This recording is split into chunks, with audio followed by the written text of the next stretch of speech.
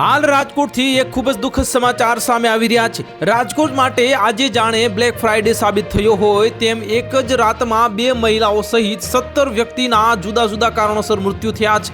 તમામ મૃતદેહનું રાજકોટની સિવિલ હોસ્પિટલમાં પીએમ કરવામાં આવતા આખી રાત માટે હોસ્પિટલનો પીએમ રૂમ ધમધમતો રહ્યો હતો, તો બીજી બાજુ મૃતકોના પરિવારમાં શોકની કાલીમાં છવાઈ હતી।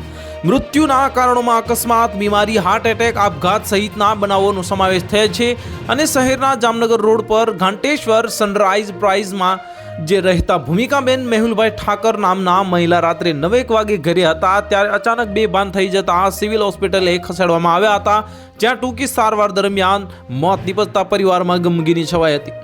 મૃત્યુ પામનાર ભૂમિકાબેનને સંતાનમાં એક દીકરી છે અને દીકરો છે, જે પતિ મેહુલભાઈ સીએનસીનું કામ કરે છે અને પરિવારે બ્રેન કેન્સર હોવાનું જણાવ્યું હતું અને બનાવના પગલે યુનિવર્સિટી પોલીસે જે હોસ્પિટલ પહોંચી જરૂરી કાગળો કર્યા હતા અને કોઠારિયા રોડ ઉપર ઘનશ્યામનગરમાં રહેતા ઠાકરસિંહભાઈ ગોબર ખસિયાના નામના આધેડ રાત્રિના 10:30 વાગે ઘેરે હતા ત્યારે બેભાન થઈ જતા તાકીદે સિવિલ હોસ્પિટલે ખસેડવામાં આવ્યા હતા, જ્યાં ટૂંકી સારવાર દરમિયાન દમ તોડી દીધો હતો અને બનાવ અંગે હોસ્પિટલ ચોકીના સ્ટાફે ભક્તિનગર પોલીસને જાણ કરતા પોલીસે જરૂરી કાગળો કર્યા હતા।